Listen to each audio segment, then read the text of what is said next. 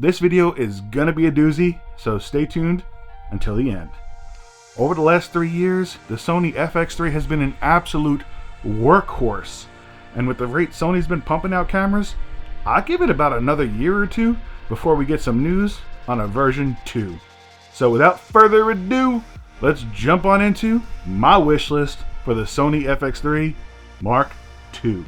Let's start this off by recognizing that the current FX3 has had some great firmware updates over the past few years, all of which we can expect on the Mark II. And I think Sony has some benchmarks that it has to hit to remain on top this time around. I think we need 12-bit 422 color right off the bat. Global shutter, false color, waveforms, vector scopes are all musts. Or how about 4K at 240 frames per second? Or even the possibility of 1000 frames per second at 1080, which that would be pretty dang sweet. The option for DCI in all frame rates, as well as Sony Pro RAW support. I doubt we'll get Apple ProRes because we all know that Apple will want their cut of the profits. Probably jacking the price up in Apple fashion, you know. Here's another one. How about OpenGate?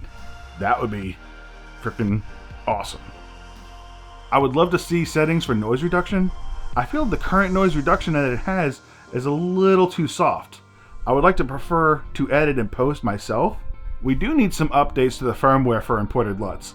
Currently, it only supports the smaller size LUTs and creates errors for larger LUTs. Luckily, I made a fix in this video. Over here? I can't get this right. But I prefer not to have to go through that whole process every single time with every single LUT before I install it. Come on, Sony, this could be such an easy fix with a firmware update. It would be a great improvement for quality of life all around. As for sensors, we can most certainly expect Sony's newest sensor and processing power. I would love to see an upgrade to, like, say, a 6K sensor or even 8K to compete with others, or at least a downscaled image like we have on the A7 IV.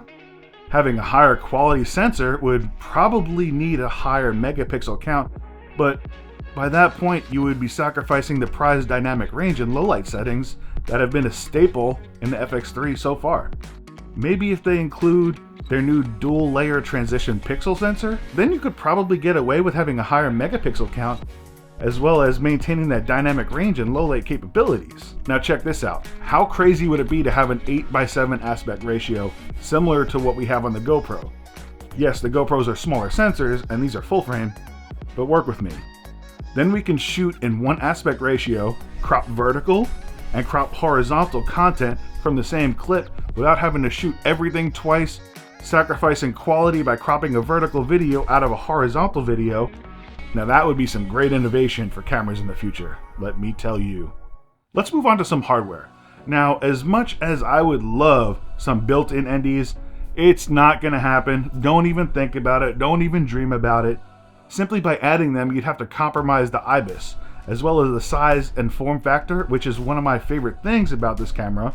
Plus, everything in the FX3 Mark II, it would basically turn out to be a mini FX6 or 9. So then why would others buy those cameras if the FX3 Mark II has everything, while being a smaller, more affordable camera than that of its bigger and more expensive siblings? You know? Another option would be to include electronic NDs, but along with adding a dual pixel sensor, the FX3 II's price would skyrocket, which at that point, you might as well wait for the FX6 Mark II. Another option would be to add an adapter to the front of the camera lens mount, similar to the variable ND attachment system that Mikey created.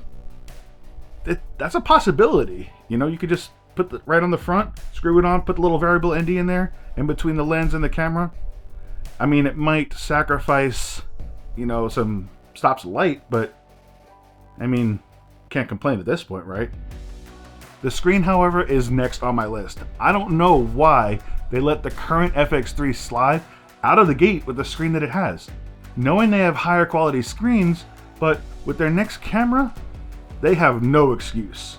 The A9 III Ultra Bright 3.2-inch dual touch screen would be a perfect upgrade, being brighter and allowing you to touch the screen whether it was wet from the rain or if you're freezing cold and you got gloves on.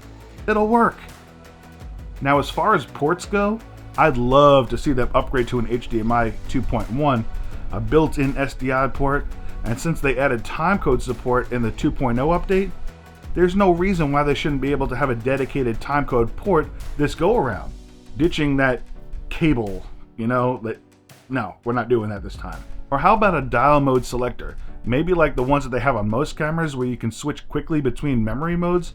Let me tell you, it's getting kind of annoying having to switch between saved mode presets by having to switch the mode button on, then scroll down and hit select, especially if the camera is rigged up and you can't easily access the touchscreen in a pinch. I just think there could be an easier way, like how we have on the A7 IV, where I can easily switch between saved modes, or maybe in the form of a small dial like the shutter or aperture dials. Okay, so mounting points are next. Sony, we gotta talk about your mounting point choices. Don't get me wrong, I love having them, but I think the placement needs to change, especially on the left and the right sides. They're uneven, so how about we evenly place them on both sides, having the camera come with custom 1/4 inch attachments with strap loops instead of putting those looping slots on the edge of the camera itself, giving us the ability to keep them on or take them off, leaving us with 2 evenly placed mounting points. And please put 2 1/4 inch mounts on the bottom for mounting instead of the usual single mount. You don't know how many of us would really be thankful for that. It's time to move in that direction. I don't know how y'all dropped the ball the first time around by putting just 1 instead of 2, but this time things need to change. And last but not least, I have my wishes for the top handle. Right out the gate, we were impressed with the innovation and the potential that it had, but it quickly started to fade into a decor piece on our shelf. After a few years, the community has had some ideas, some of which I think would make your next handle perfect. First off, the quality needs to be improved. Maybe add some metal in there, hard plastic. With any extra weight, the handle easily breaks.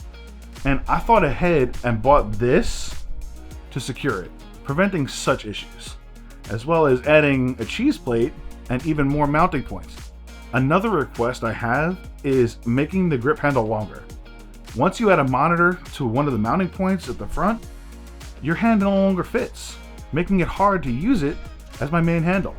I love the addition of the XLR ports and all the settings you can customize, but going forward, another reason I don't use it as much is because I have to rig it out with the camera with a recorder to capture 32-bit float audio. So if you could include that in your next camera handle, 32-bit float audio, that would be great. Also, I have a wish for the 3.5 jack as well, but I can't remember at the moment for the life of me. And just like you, I'm sure I'm gonna remember after I finish this video. Now I know I've mentioned a lot of my wishes here, but they're my wishes.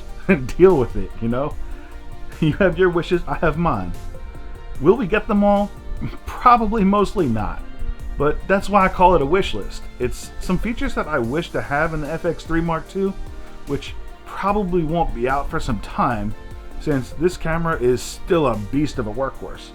Although I don't see them bringing back the A7S III, and I know I'm going to catch some heat in the comments for that one, but to me, they're both video first cameras, except one is made for filmmaking and one still has a photo camera shape, but it's not made for photos. So I hope going forward they ditch the A7S III and go all in on the FX3 Mark II, which would mean that we could see it that much sooner. Okay, so I've rambled way too long with this wish list, and I know you guys are probably thinking, man, this guy could talk about cameras all day, and it's true.